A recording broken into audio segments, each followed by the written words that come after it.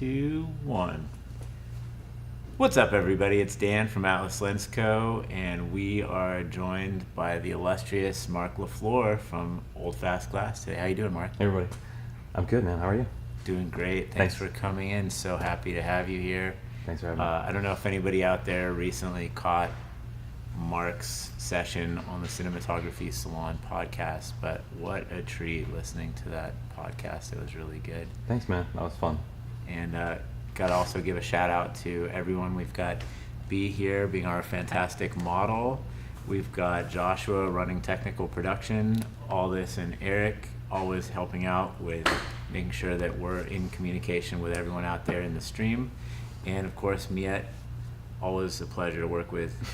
Thank you so much, team. We're doing a great service, and really excited because we're on a new streaming device today. So always new technical curveballs that we're figuring out. So thanks for your patience as we just made sure all the little kinks were ironed out as we get started. But yeah, we're super excited to have Mark. You know, one of the things that I can say about Mark is that we've known each other for years, and I think a common bond that we share is a love for cinematography and a love for lenses, and that's actually how the two of us first met. So I think that when you were at the very beginning of Old Fast Glass, I was selling some Optar Illumina Super 16 Super Speeds. Yes.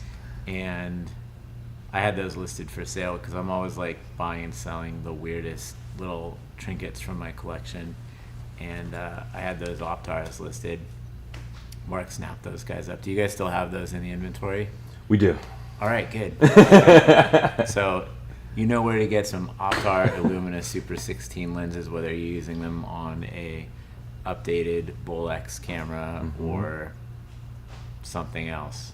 Your choice. I think that was back when I was still doing everything out of my apartment. Yeah, too. Definitely. It was in Los Feliz. Yep. Yeah. The Did you ever eat the chili at that? There's a spot right there that used to be where the Derby was underneath it, and they have, I'm trying to remember, I think it's called like Base Camp. It's a really good restaurant. It's next to the Chase Bank. Not yet. I don't live over there, but I used to live in Hollywood, and then if ever I'd pass by there, I'd get the chili at that Base Camp restaurant. So shout out Base Camp. You know who to sponsor if you're looking to give away some free food for a bunch of hungry camera nerds. So yeah, great to have you in, Mark. In today's topic, we're going to look at some of our personal favorite vintage cinematography lenses, and then a little bit of special Atlas special sauce for us to look at too. Nice.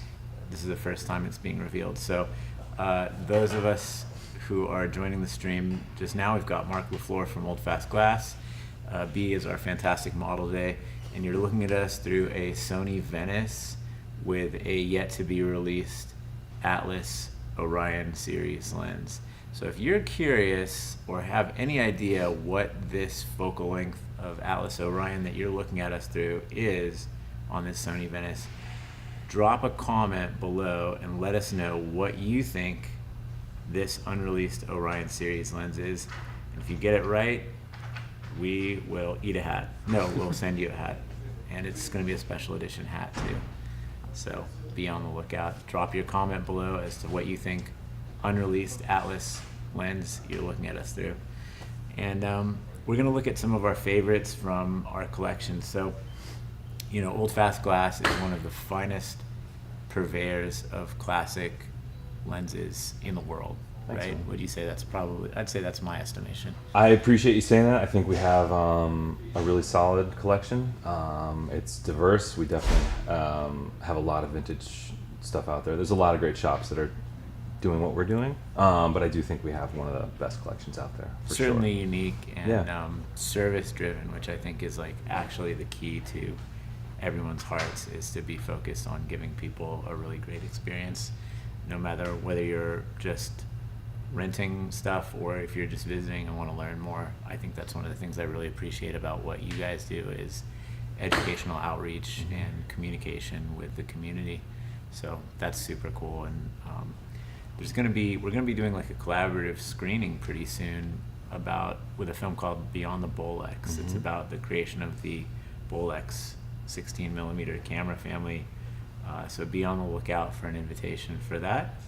And so what are we looking at on the Arri Alexa Mini LF right now, Mark? If you want to share, we'll just jump right into it. Sure. Mark's showing some of his favorites, so we'll take turns. Mark's going to show some of his favorites first, or we'll take turns. He's going to tell us about this lens, and then I'll put on one of my favorites, and then we'll just go back and forth. Sounds good. So this one I stole from someone who was in the process of doing a lens test at Old Fast Glass today, and I might be able to get it back before he's done. If I get there in time. Sorry, Matt. It's on its way back. I flipped the egg timer, so you know the hourglass is running. The sands of time are slipping through the hourglass, and we will jam on through it. This one is a Nippon scope. It's a 30 millimeter. Whoa. They're fairly rare. At least these, the wider ones were. And what I love about it is it's beautiful. It's what you're looking at. Actually, they're Yeah. able to see this one? Okay. It's pretty wide, obviously, but a lot of the ultra wide, I would say 30 is almost in that ultra wide category, especially for vintage anamorphics. Definitely. They tend to be really big and sometimes kind of sharp in the center, but the edges are just kind of useless. This one is fairly small for how wide it is, pretty light. And I remember the first time I looked at it on a lens projector, I was shocked because it's actually quite sharp all the way out to the edges. I'd say its only drawbacks are just the mechanical nature of these old lenses, and the close focus is not great. The close focus is 4 feet. And originally, as you know, a lot of, I'm gonna focus a little bit. It's nice and smooth now, and then I'll let you get it back. I had my hands on this before we started the stream for just a second, and there's some kind of a beautiful armature surrounding the lens that makes it not only aesthetically beautiful to look at, but seems to be helping the mechanical usability of the lens. Tell us about what's going on the front of this 30 millimeter Nippon scope. And I mean, I've never even heard of a 30 millimeter Nippon scope, so this is like really cool to see. So originally, like Lomo round fronts, like a lot of lenses actually from this era, even some of the Todd AOs, so the focus group actually telescopes and rotates. And so there's an amazing company out of England called Arma Cine, and this is their orbital system. So the orbital is like this 2-piece system with bearings, ceramic bearings, and one part clamps onto the front of the lens, and then this second section here is suspended, basically allowing you to put a clip-on matte box on it. So before,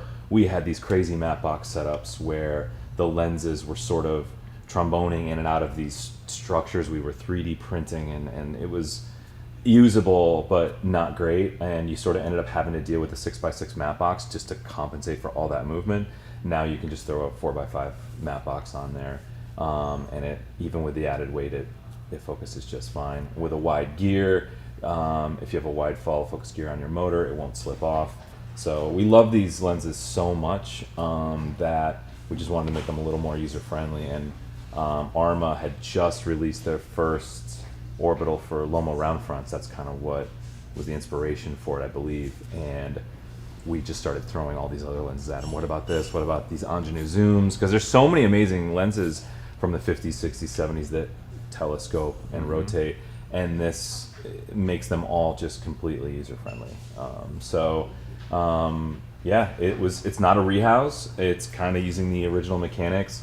I mean, try getting at the iris. it's such a compact lens that literally the Arma system is surrounding the iris adjustment in there, but it works, and honestly, it's quickly become a favorite of a lot of our clients. What a beauty! So cool. So I mean, I can't see the iris. Do you know about what stop we're at? I don't. I didn't set it. It's and these don't even have T-stops. It's f2.3 wide open, and it's pretty good wide open. You can see how wide it is. A lot of barrel distortion, but here I'm kind of on the edge of the frame, and a lot of lenses this wide would just sort of not really resolve much of anything out there, and this lens does. Yeah, this is like kind of in some ways hyperfocal. I feel that like Yep. it's holding focus Yeah. kind of almost no matter where I have the Yeah. the focus ring set to. It's pretty in focus. So Yep. and what do you think the base lens on this is? Is this like what is this, like a 30 millimeter? It's a Baltar. Mm-hmm. Great. Yeah. Can't go wrong with a Baltar. Yeah, it's tiny. It's absolutely tiny. And when you take it apart, the rear section from the front section, just look at the optics in there. It's amazing. This like thimble-sized lens is behind all this glass. But it's, you know, one of the reasons I think they were able to kind of keep the whole thing so small is that Baltar is just tiny. But My favorite Great things lens. I'm seeing are the overall like contrast is generally lower and gentle, but there's still resolution there. And then the flare is just this beautiful palish pink. Like it's muted. it's like there's Nice. probably like a dab of magnesium fluoride on there to make it pinkish. It's like pretty nice. Yeah, and it's, you know, like almost like your silver editions. It will kind of, if you have a light source that has some saturation to it, it'll take on the color a little bit. But otherwise, flares are kind of peach, magenta, light purple, not super saturated, so it doesn't really overwhelm the sensor too much when you flare it. And as you can see, I mean, we got that little light flaring us plus the window up there, and we've got some vintage lenses that this whole kind of top section of frame would just be like a streak of blue or something like that from that window. And these lenses actually can handle backlight pretty well, at least this one. So yeah, it's got a heavy look. These do. So it's not right for everything, but if you do want a heavy look and a very wide, very small lens, there's not much else out there like it. So I love this one. I like the way that it handles color. Like there's definitely a little bit of chromatic aberration in the window, but I'm pretty sure we're wide open on the lens, and considering that, it's really nice. And I think like the little bit of glow around that Aputure LS60X that we have, that's the source of that flare. It's not just like a hard breakup or a soft breakup. It's sort of like this combined layering that just makes it really textural and pretty. It reminds me of the Columbia Pictures logo, Yeah. you know, the opening and the Totally. credits. Yeah, and there's a lot of talk about, actually on Cinematography Salon, we were talking about filtration, and for people that don't love to use a lot of filtration, these have, as you can see, almost like built-in diffusion. Between the lower contrast, the way that backlight just kind of gives that little glow. I mean, it looks like a, you know, like a glimmer glass. You know, the way that highlight just blooms like that. So built-in filtration. Super choice. If you were to estimate around what time period this lens was manufactured, when would you say you think this is from? As you know, there's not a ton of literature about anything. The only thing that I found for sure was when they first released some of these in 1976. They were there was a trade show that they taught, but those were the ones that were, you'd get one anamorphic front, and you'd get a series of spherical rears, and they were interchangeable. And the rest of our set is made up of those. So the orbital's covered up a little bit, but you can see some of them will say like use with 40, 50, 85 or 50, 75. So they were interchangeable, almost like what Schneider has right now with their like interchangeable set. So it was marketed more towards a lower budget, client, I guess. But this one seems to be a bit of a unicorn where it's not engraved that way of like interchangeable rears. This was a single lens. Somewhat bespoke, yeah, specific to such a wide angle. My guess would be it was released on its own after the fact, so maybe a little bit later as a wide angle option, but I'm totally speculating. I mean, there's just so little information out there about so many of these lenses, but yeah, this one is a little unique. I've seen a few of them out there. I thought you might have had one, or a 28. For a little while. Okay. Yeah, I didn't love it enough to keep it, but some things have to come and go in the museum sometimes to make room for other exhibits. But I get it. But we have some trivia. Speaking of which, if anyone can get the right answer to this by answering in the DMs, what was the very first American CinemaScope lens? If you can answer that question correctly, you can win a free Atlas hat. Nice. And that kind of relates to what you were talking about, where you'd have a lens as a base lens, and then you'd, almost in the way that people DIY anamorphic sometimes these days, add on an anamorphic group to that. So it's sort of a combined additive system. Cool. So let's step through and check out another lens. If that's cool, I'll let you switch lenses. Everybody take a good look at this beauty, the 30 millimeter Nippon scope, and I'll lock the tilt in the pan here. So to make Such a that easy short for you. lens. It's like, there's no room for anything. oh yeah. I was trying, when I was setting up earlier, I was trying to reach into the aperture, and you really have to like get your fingers in there to try and change it. It's so compact. Yep. And that was all the way out too. And yeah, nothing's easy about that part of it. There's just, everything's so cramped. And if you want to hold that up for this, and I'll switch in another lens real quick.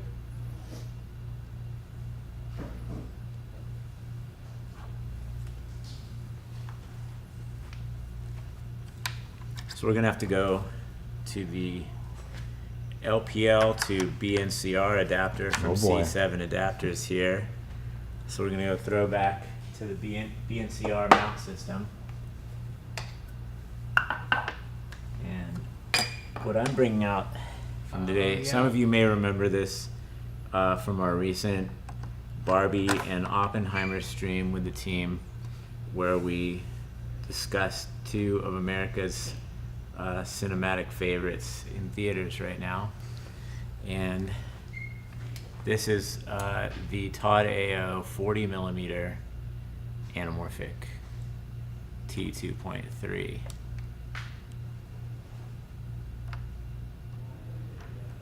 It's a beauty. It's so small. Isn't it wild? Yeah. I really enjoyed working with this one for the Barbie stream. It's a very fun little lens. Wow. I mean, there's not, especially with vintage anamorphics, there's not a lot of small ones out there, no matter what the focal length is. So how compact this is, it's pretty amazing. So we're looking at this at a T2.3, and I'm just going to stop down a little bit to a 2.8, and I'll roll through focus a little bit so you can see the focus characteristics of the lens, the breathing characteristic. You know, it has that vertical breathing.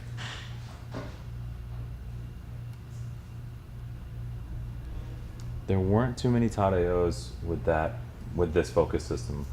Are we allowed to say what it is? Yeah, we can say. I mean, the most similar. This is interesting. So I've been trying to do a deep dive in the research of the way that these lenses were developed and the way that they function, and I can't find anything online or anywhere about there being a lawsuit. But I would say that the system that this most closely resembles is a Panavision style stigmatizer group for focus. But my research so far is indicating that this is a variation on a theme that might have kept them out of legal hot water. So it might have been something that if you were in court, you could contend is an improvement on a design or a difference in a design that represents enough of a difference that you might be able to get away with it in court. So I don't think that it actually violates the Panavision patent. Okay. Of course, I'm not a patent attorney, so don't hold me accountable for that. But from what I can tell so far, it's different enough from a Panavision style focus that it might skirt by. Okay. And Todd AO 35 is long gone as a company. Nobody's going to get sued. What's interesting is that the Todd company still exists, and they're doing post-production sound still, and they're down on Seaward in Hollywood, so like very close to the former Desilu Studios and Red Studios now. So that's pretty cool. We have a 55 Todd AO. It's K35 base, so it's a T13.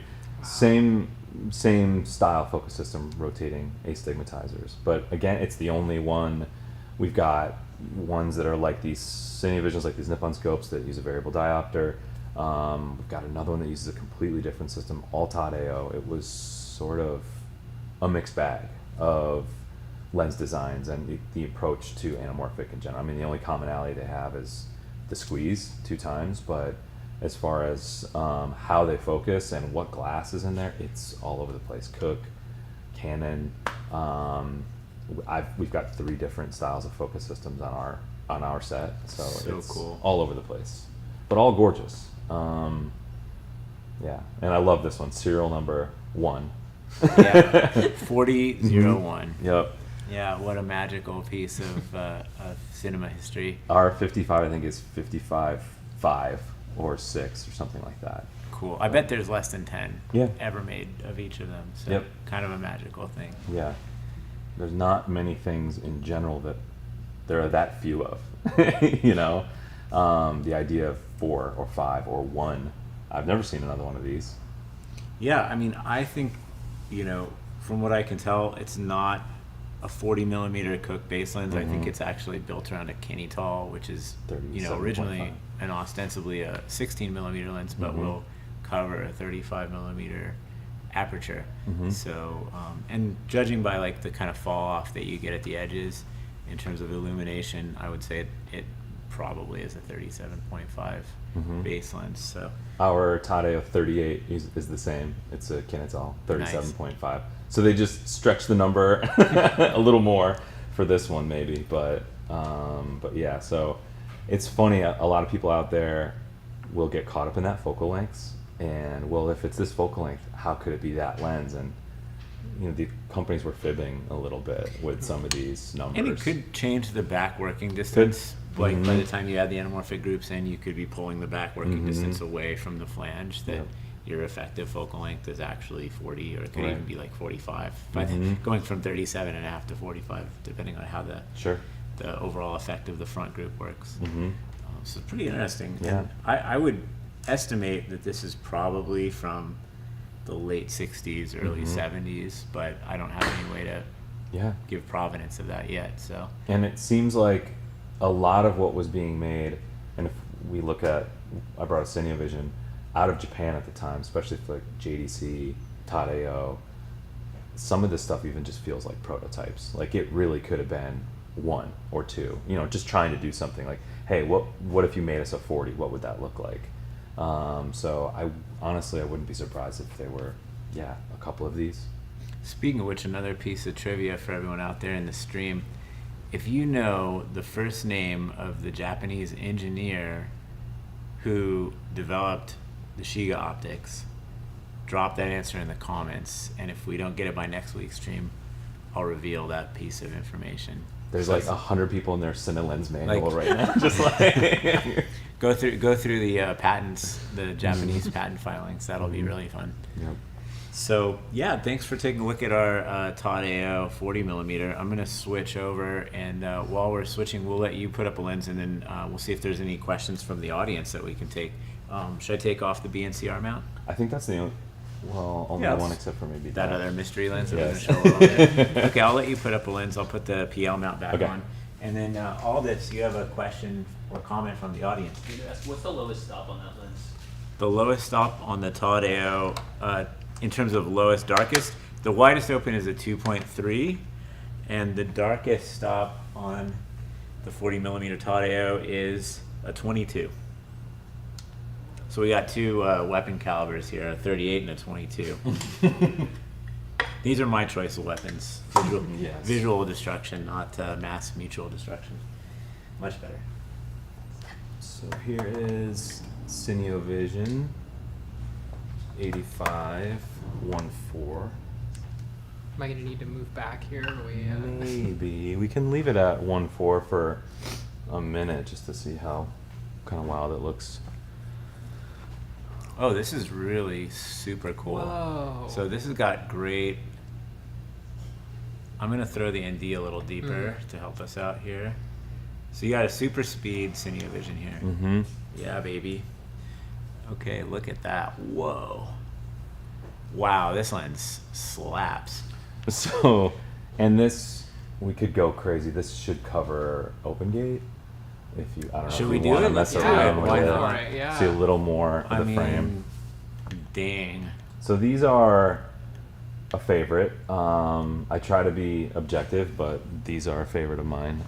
They are pretty crazy in that most of the set is around a 1.4 or 1.6. This set is based, the spherical lenses are Zeiss B speeds, but they swapped the original 9-blade triangular iris for like a more modern circular iris. So this one's got like 16 blades or something like that. So they went all out. I mean, well, it's the same with like the Tadeos that use K35s. It's really fast anamorphics. But this one, it still, I mean, what I like about this set is when you kind of can shoot them wide open. I mean, the center is actually sharp. As you can see, it's really low contrast, really dreamy, but it does resolve in the center. This one's actually fairly decent out to the edges. You can get away with it too. T28 is phenomenal, but it's I do like lenses like this that give you a few looks in one. If you want to go crazy, shoot them wide open, which we've had plenty of people want to do that.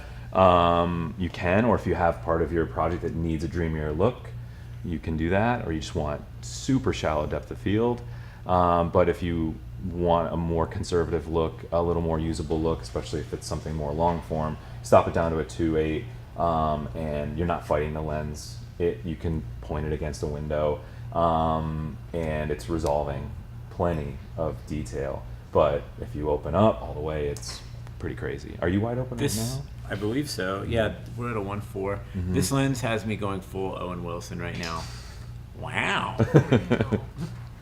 I mean, I love this set. yeah, this is really gorgeous, and I love what it's doing to the tonality of B's hair and skin.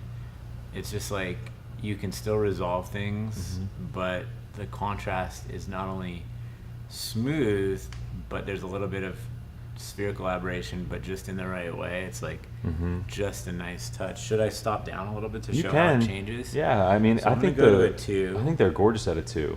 Oh my yeah. god. Wow. And I mean, Instant Hollywood. it's not like this wall is crazy far away. You know, this would No, be yeah. the size of a normal interior if you were shooting in a practical set or even a stage. So the idea, if you're shooting interiors and you have your close-ups and you want to get some separation, even if you don't have a lot of room between subject and background, this. I mean, and that's the 50, magic of yeah. anamorphic in general, Yeah. right? In my opinion. Yeah, as that so much separation, even in this kind of space where that wall is only 6-8 feet behind you, it's so He's much about separation. 4.5 there. feet from the image plane of the Sony Venice. And we did a little mod to this, so Tell me more. they were supposed to go to 3 feet, but we removed one of the hard stops, so you can get to about 2 feet 8, 2 feet 9 now.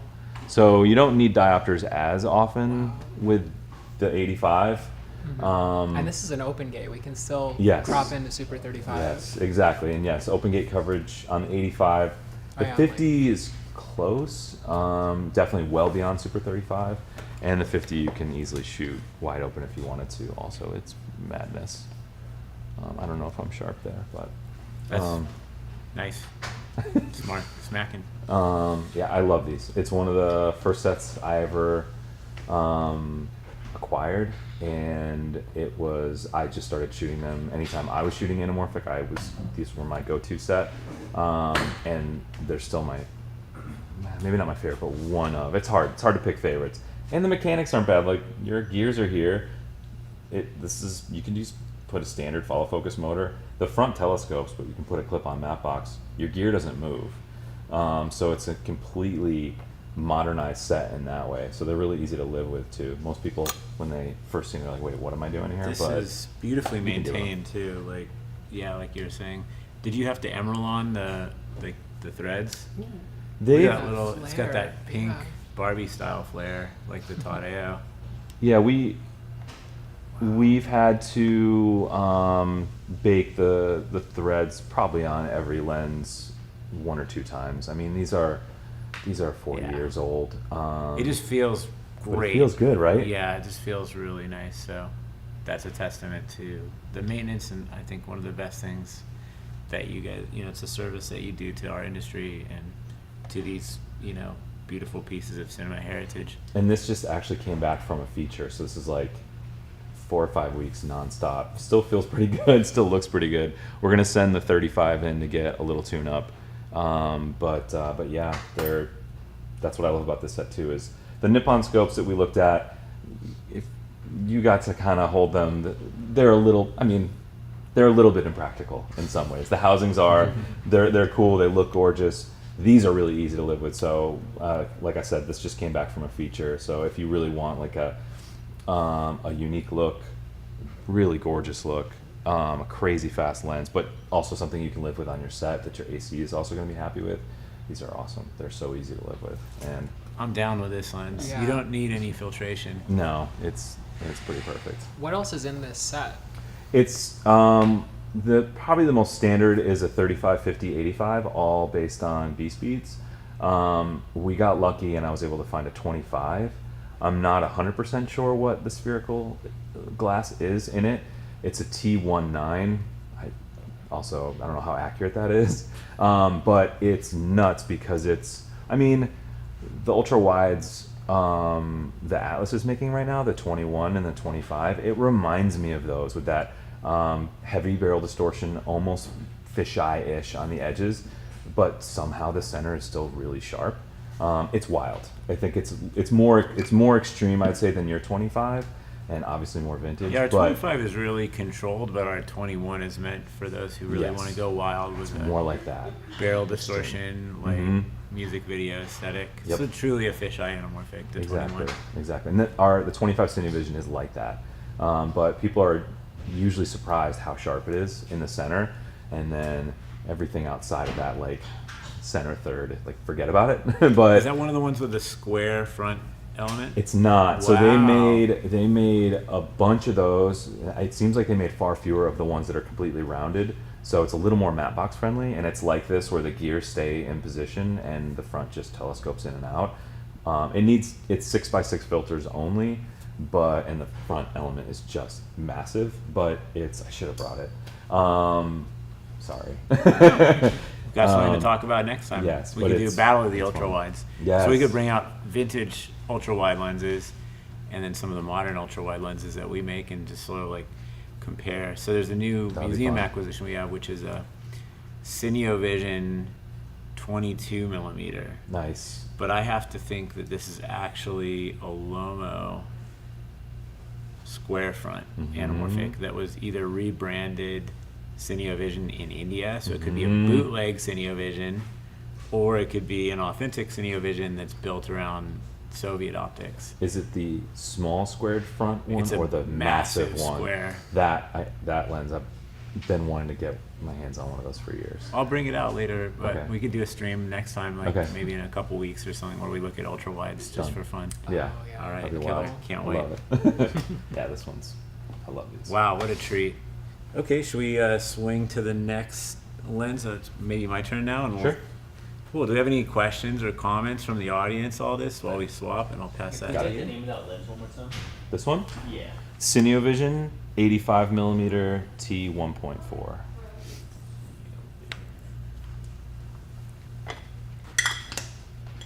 So I can get the focal length one more time. 85.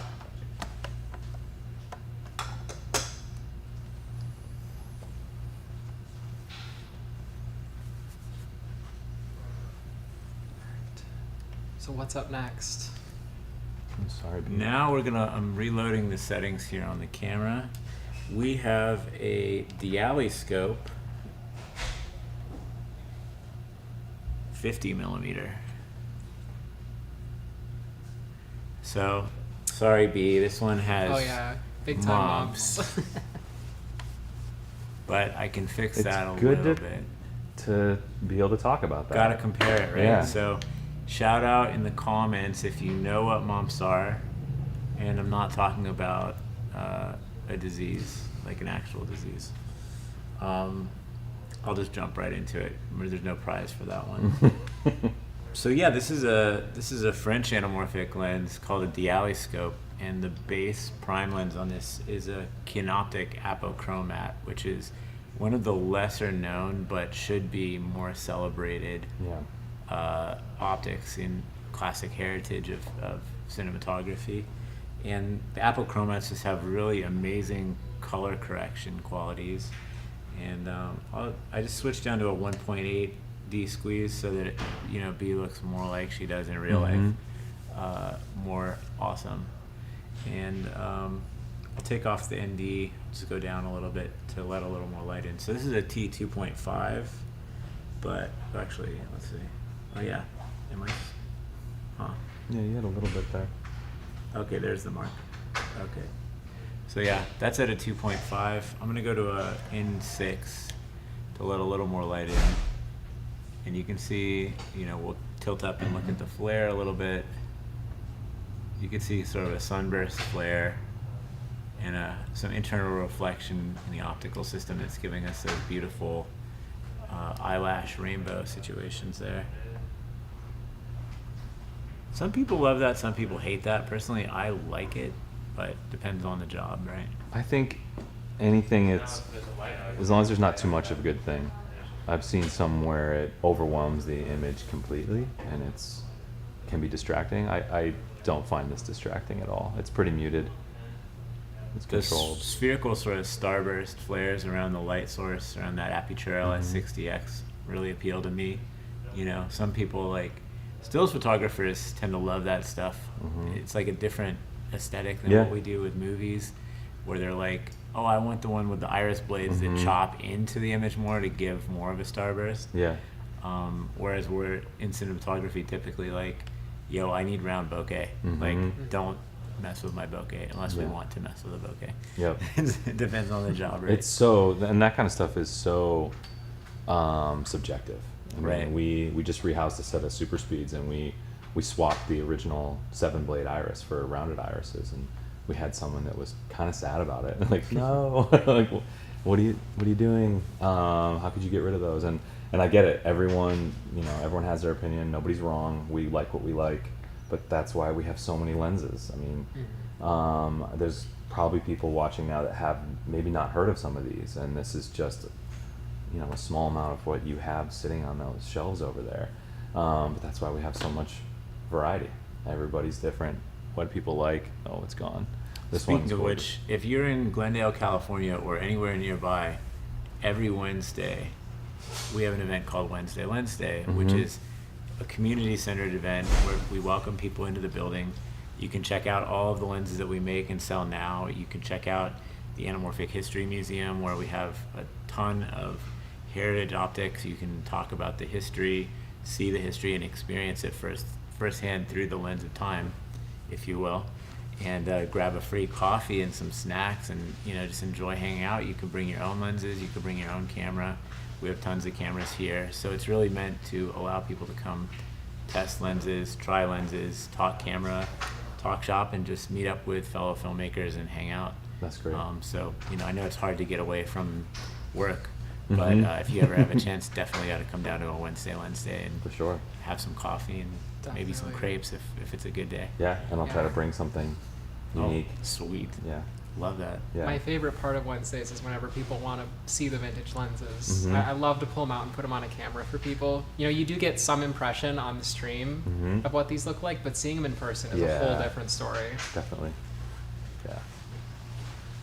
So yeah, this is great. It's demonstrating that with a focus system like this, where you're moving two focus groups in a synchronous style like this to get the spherical lens group focused and the anamorphic lens group focused, that when you get to close focus, you lose some of the anamorphic coefficient, and squeeze reduction is lower, so you end up with a wider face. So we're actually using this at a 1.8 squeeze, and it looks pretty normal instead of like a prescribed traditional CinemaScope 2x squeeze. And this lens, I would say, dates to the late 1950s, early 1960s, and it's French. So shout out France, because that's kind of the birthplace of anamorphic cinematography. Grateful to Henri Chrétien and all the pioneers in France who are really, changing cinematography one lens at a time. And in the comments, if you can tell us what the original purpose of an anamorphic lens was before it was used for cinematography, you can win a free Atlas hat. So drop that answer in the comments. First person to get the right answer gets a free Atlas hat. And you can chase all this for that hat. All right, so that's enough with the Canoptic apochromat-based Dially scope 50 millimeter. We could switch to one more lens from Mark and then one more lens from me, and then I think we'll wrap up the stream for today. So if anybody out there has questions or comments while we're doing the lens change, I'll see if I can take that comment. I'll just go ahead. They're just asking Mark, where'd you get your Nippon shirts? Man, honestly, it was something like, no joke, Google search for this, and a bunch of images came up, clicked on one, and honestly, I think I got this one on, Amazon. I wish it was a better story. Yeah, Amazon. I'll just go ahead and say it was the Matrix. This lens is huge, but I was really surprised. It's super light. Yeah, it's fairly hollow. Yeah. There's a decent amount of optics in there, but there's just a lot of room for the focus system. So this is like the next evolution of vintage anamorphics that I'm really excited about. This is rehoused. So this is a Lomo round front, and it's 100 mil. And Lomos, they were square fronts, round fronts. Those names are a little bit misleading, I find, because there are squared off Lomos that focus the same way a round front does, not like a square front. And so that has kind of confused some of the lenses that are out there. But these got their name because of literally the shape of the front of the lens. And Damn reductivism. and but they do focus the same way. The Cinevision that we looked at focuses. It's a system that I like because of the way that it doesn't really have an issue with mumps. Breathing is really controlled on the longer lenses with this type of system. These have been, close focus was improved on these over the original. So these were all a meter originally for the close focus, and TLS helped us out and got it to 2 feet 10 inches, a little less than, which is great for 100. And you guys were the very first to do this with TLS, right? Do I have that right? We had the first set in the U.S. Wow. So the very first set went to RVZ in Paris, amazing rental house in Paris. But yeah, as soon as they announced it, I was emailing them like 5 times a day because I really love Lomo round fronts. I have a soft spot for Soviet glass in general. There's like the super speeds we have are unbelievably beautiful for spherical lenses. They're one of my favorite sets. And this was the very first set of anamorphic lenses I ever owned as a cinematographer. And so I shot a lot of projects on the original housings. They rotate, they telescope, they're not user-friendly at all. They don't have a good close focus. So rehousing them was just unbelievable. I mean, you feel it. These are very modern mechanics. I appreciate what you said about us taking good care of our lenses. We service our lenses regularly when they need it. We've never had to service these. They've been on countless shoots and they never skip a beat. It's just a testament to what TLS does. Well, you know what TLS stands for, right? Besides what it really stands for. True Lens Services. That's the true answer, but the real answer is top level stuff. Their attention to detail is pretty impressive. So this is it's not easy rehousing vintage anamorphics. So it was a big deal what they did, and this to me is just an exciting next step in vintage lenses where we've all got to enjoy rehoused spherical lenses for quite a few years now. And this next chapter we're stepping into with rehoused anamorphics is really exciting because most of them, I think one of the common things we've been seeing with every lens that we've thrown on there, which people at home really can't appreciate, is most of what we're looking at is not super user friendly. You know, as far as follow focus, matte boxes, the feel of the mechanics. The Cinevision's kind of an exception. It's really buttery smooth. And your Tadeo, just how tiny it is, that one's probably pretty easy to shoot with. But some of these lenses, especially the ones that have a rotating front and poor mechanics, it's not that fun to actually shoot on them. They don't make ACs happy. You can miss shots with like a follow focus gear slipping off or bumping into your close focus. whereas these are truly like shooting on a modern lens. And you can see the Lomos are kind of a nice balance where, again, you can point them at that window, you can point them at the light source. They don't get overwhelmed too easily by backlight, and they're surprisingly sharp. And I think people are usually shocked how sharp they are, because if you've used maybe, I don't know, just some random set, it might, if it wasn't serviced, you might think, oh, these are soft lenses, when it might be just a lens that needs a little help, that's just out of service. It's really very back focus dependent with these diopter based lenses too. So It's if gotta be your perfect. back focus is out on an adapter or on the lens or both, then you're just taking a stab in the dark at what Yep. you might get. Exactly. I mean, I'm blown away. This is my first experience with TLS rehoused Loma round front, and I'm kind of in love with this right now. Yeah. Have you had any clients use this on film yet? No. The reason I ask is that I'm curious. So I don't shoot a lot of film these days myself, unless I'm like very fortunate. But I was just speaking with a good friend, and they were telling me, oh, you know, when we were shooting film, sometimes depending on the lens, it would actually act like a megaphone. So if you had something like a Cook 20-100, the movement of the film camera would like project out of the megaphone front of the lens Wow. and make a sound into the set. So like when could you're- see that happening Yeah, with when you're these. ringing the bell, Yeah. I was like, that's ringing my bell, but it's also like a big trumpet. So it might be cool. I mean, just to put it on a film camera. Absolutely. I think I want to say we tested it for a client. Someone wanted to put these on either an Arri LT or a 435, and I think actually this diameter bumps into the viewfinder. So they might not be physically possible on this, but we are working on a fix to that, Nice. because we've had a few requests for that, and I would say between these actually resolve a lot. They're quite sharp in the center, and with your focus marks being this good, this accurate, I don't see any reason why anyone should hesitate. My focus is probably way off now. Why anyone should hesitate using these on a film camera? There's no problem with that at all. And I would say like this might be the most comparable thing to an Atlas Orion series lens in a way. So like in some ways we're paying homage to the classic Yeah. front diopter based anamorphic lenses. In particular, I think Loma round fronts are a fantastic inspiration.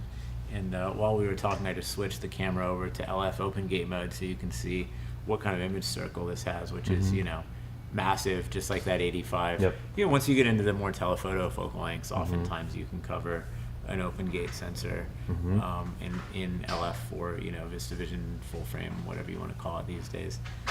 But that looks just slapping good. So you kind of get two lenses in one. Yeah. That can be good for your rental depending on what camera system you're using, and you know, if you just need variation in size. Yep. But that looks damn good. Yeah, these So are solid. this would probably cover a GFX medium format sensor from Fujifilm. That might be might. something we have to do in another stream. Yeah, and we're getting, I haven't really mentioned it much, but we used to have a set, and people have been asking me where did they go, why did they disappear, but we have a set of Lomos that have Cook Speed Pancro sphericals instead of the original Lomo spherical glass, and those are being rehoused right now, and we actually trimmed a little bit of the front ring, the original metal ring, off of the little Cook Pancro, and we think we're going to have open gate LF coverage on the 50, 75, and 100 with that set. Doing those with TLS? We're not. Can't say much more than No that problem, right no now. problem. But I'm really excited about the set. They're going to be small. They're going to focus really close. I think they're going to be great with film cameras, and I think they will be compatible with film cameras as well. Super cool. But yeah, we'll have to do this again. Those should be coming soon. Fantastic. Yeah.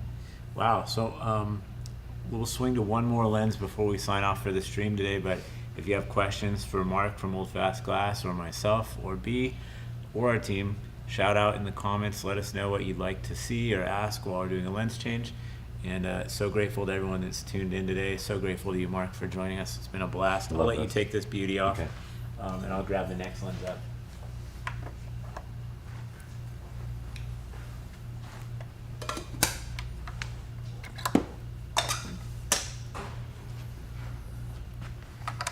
Big shout out to C7 Adapters for making some of my favorite lens adapters in the industry. They're in Poland. Okay, so Oh shit. we have a very special lens that is rarely seen. This is a Panavision Auto Panatar B Series 75 millimeter.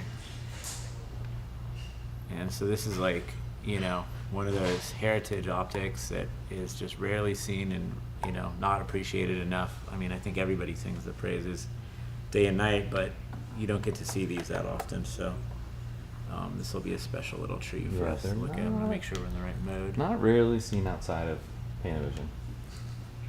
Unless you're on a Quentin Tarantino movie. Mm-hmm. Speaking of which, if you can answer what the most commonly used lens in the movie Pulp Fiction was in the comments below with the DMs, answer that question and you can win a free hat.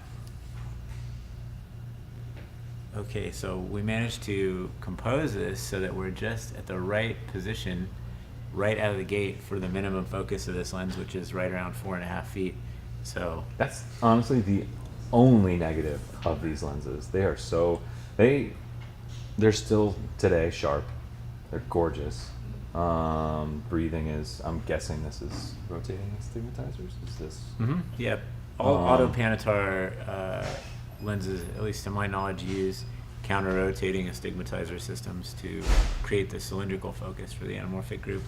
I have two criticisms for this lens, but besides your criticism, which is that the close focus is not that close. Mm-hmm. I mean, in 1961 or 1958, that was really close focus. You didn't want to go closer than that. The fact that you know, B is not experiencing the mumps right now at this distance was generally an impossibility in 1957, 1958, when these kind of first became a possibility. Mhm. So, yeah, I'm actually like over the moon for this lens, but I do have like 2 or 3 complaints. My complaints are you can basically not really even reach the iris. Yeah. Again, sort of like that 30 millimeter.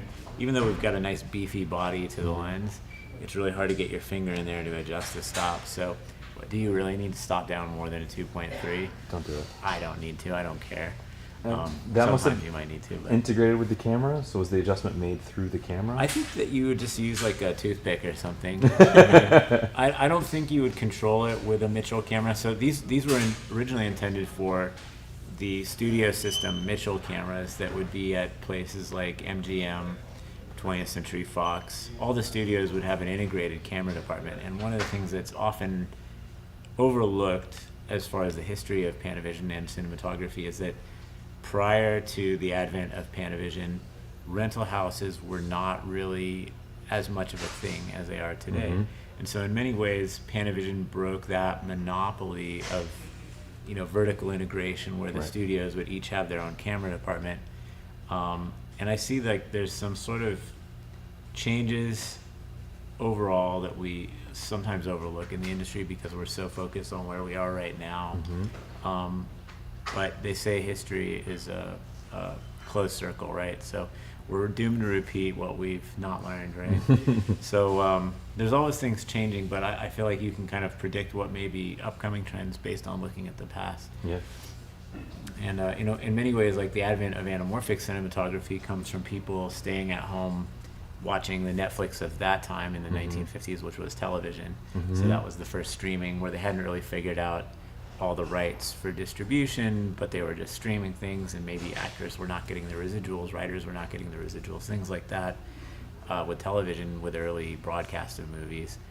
And then, you know, everybody's suffering in one way or another, and then people have to kind of refigure out how do we make this work both economically, technically, and creatively in order to make the world a better place and continue telling our stories. So that's my quest, is to just make the world a better place through cinematography. And I think that's what we try to do here at Atlas, is like make the world better through cinematography. Love that. It's a tall aspiration, but at least we're having fun. That's got to start somewhere, right? But I'd say, like, yeah, besides my overarching critique of history. Mm-hmm. My critiques of this lens are, I don't mind the close focus not being this close. I'd say that the color of the flares on this one Oh yeah. are, I mean, I actually don't criticize that. It's just strong. It's like a Mhm. very strong magenta, actually. Much stronger than the Tadeo.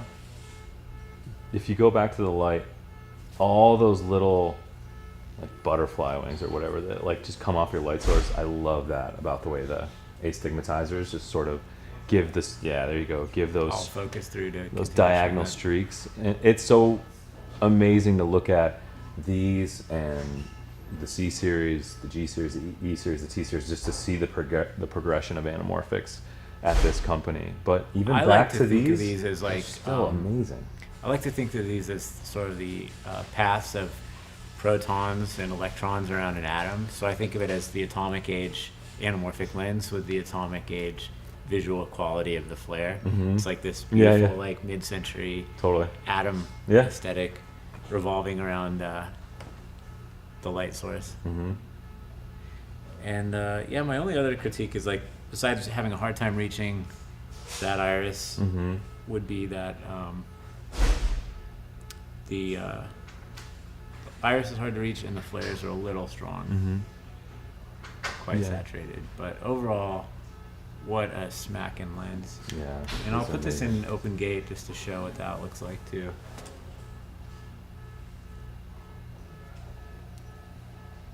It's a little harder to work with because the focus gears are made for Mhm. the integrated Mitchell follow focus. Right. It's part of the body. Right. So you'll see this doesn't quite cover open gate, but you could definitely get a solid Netflix 2-to-1 out of this in Mhm. open gate mode. Yeah. So they were way ahead of their time. It is Netflix ready in 1958. It's actually pretty compact, and this front element is tiny. It's not a huge lens. Yeah, wicked cool. Mm-hmm. Yeah, these old Panavision lenses are just incredible. Super cool. So before we sign off, I'll throw up one Atlas lens that's like a special tribute. And then do we have any questions from the audience or comments for Mark or for myself before we sign off and look at this one last lens real quick? Yeah, we have one by Mason. It's saying, when thinking of what to get for a new lens option, do you care much about the resolving power, or are you just looking for something that excites you? I mean, I think that no matter what, there's a certain minimum sharpness you need. I think that even when people say they like a lens because it's softer, I think they'd be shocked at how well some of these vintage lenses actually resolve. Like if you look at a Cookspeed Pancro on a lens projector, a lens that often gets called soft, it resolves as much detail in the center as a modern super sharp lens does. So I think that when a lens is too soft, I mean, some of these, I mean, I've tested vintage anamorphics, especially if they're need service, and you can't resolve anything, and nobody wants that. I mean, you have to be able to get something in focus. So yeah, This isn't the diving bell and the butterfly every movie, guys. yeah, you have to. At a certain point, a lens needs to be sharp enough. There's a minimum I think you have to hit, and honestly, it's easier to tone it back with filtration. But I think that the lenses that tend to be that I look for and that are the most popular, they're not super soft. They're still sharp. I mean, if it's going to be pretty distracting to your audience unless you're unless you're only viewing on a phone. It's going to be pretty distracting if things aren't at least fairly sharp. So I think actually some of the best vintage lenses and some of the most popular are that balance where they still have a lot of resolving power. They're still sharp, but they have other like inherent beauty, like little low contrast, more interesting bokeh, interesting flares, that right amount of imperfection. But rarely is it going in the way of too soft. Like you can't go too soft. I mean, to your point, I think that there's sort of a confusion for some people about what is resolution and what is contrast. So someone might look at that Cineo Vision at 1.4, that 85 that we looked at earlier, and say, that's a soft lens. And respectfully, I would disagree. That's not a soft lens. Your zone of sharpness might be more center punched, but it's more a lower contrast spherically aberrated lens. So like spherical aberration will give you a little bit of a glow, a little bit of texture, and some people perceive that as softness. It depends on your viewing size. It depends on your display system, the grade, the sensor or film that you're using.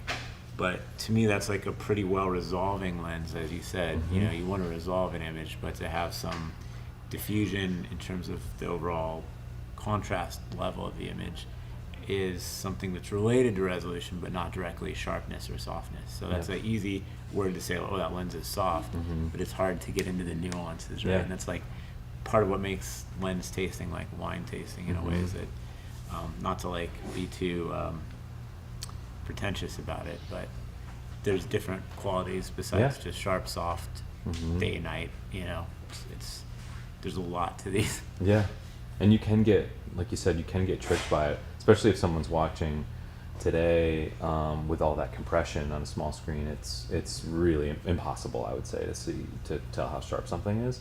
But you can get tricked. I've been tricked. I've tested lenses where I thought, oh, I was hoping it was going to be a little sharper. I'm a little worried about that on a camera. And then I looked at it in the projector room and I realized it was just spherical aberration. It was like you could see all the line pairs resolving and then this glow around it, which is actually a really beautiful combination, because that's how you sort of get the best of both worlds.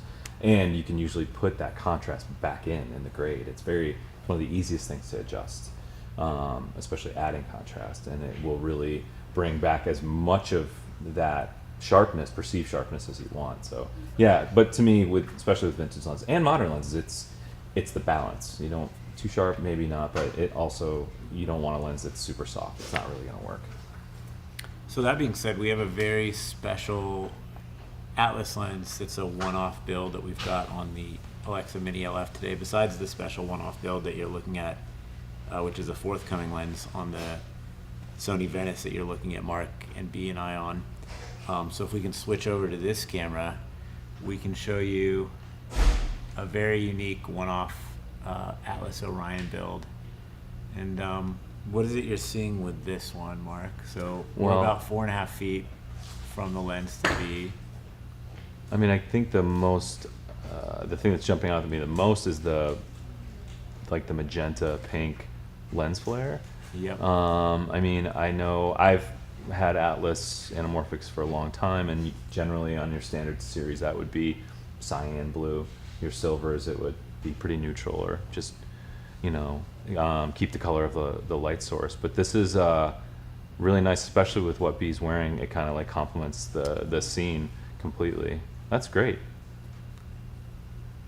Yeah, I really like that. And it really, a lot of the lenses that we put on today are in that magenta, pink, purple. It was really popular in 60s, 70s, and kind of in this realm. And what is nice about being in that part of, you know, the color wheel is also, depending on where your white balance is, that's going to shift a lot of different ways. You know, you cool it off, it gets a little more purple. You warm it up, it gets a little more reddish. That looks really nice. So does this have a name yet? We put some vibranium in the coating, so that's why it's that magenta color. Wakanda forever. That's all I gotta say. Looks good. But yeah, this is like a special Atlas Alchemy lens. So we're always experimenting with sort of different things, different approaches, and you know, we've customized lenses for different cinematographers before. Yep. And so if there's things you'd like to see that you haven't seen from a lens before, talk to us here at Atlas. We'll see if we can help you achieve that, no matter where you are in the world or who you are. We'll try. We can't promise, but we'll try. And that was great. yeah, this is kind of a crazy one. It's pretty punchy pink. I'd say it's maybe even a little too punchy, like slightly punchier than that Panavision Auto Panatar B series, and definitely a little pinker than more magenta than the Todd AO, but certainly unique and different. I mean, what we're finding is, like I said earlier, everyone has this stuff is so subjective. Everyone has opinions. Nobody's wrong. You know, you like what you like. And if a project just needs a lot of pink, like the Barbie movie or something, I mean, if it's just like that's your production design, that's your direction you want to go. I mean, we've had clients come to us saying, I know that the wardrobe is going to be this color and we're shooting against these cyan skies, so I really want a lens that flares this color. And I don't think there's anything wrong with giving us more flavors, more choices, so that people can get exactly what they want. So I'm glad you're experimenting. I hope to see more in these directions, because this is great. I mean, more choices. Who doesn't want that? For sure. Cool. Well, thank you so much for joining us today, Mark. It's been a pleasure. Pleasure. B, we love everything that you do for us here at Atlas. So thank you so much. Thank you. And Nice to meet you. Nice to meet you. thank you everyone for joining us out there. Hope you're having a fantastic Tuesday, no matter where you are in the world. Thanks for joining us for another Atlas Lens Co. Tuesday telecast. And we will hope to see you same bat time, same bat channel. See you next Tuesday. Dan out. Thanks, everybody.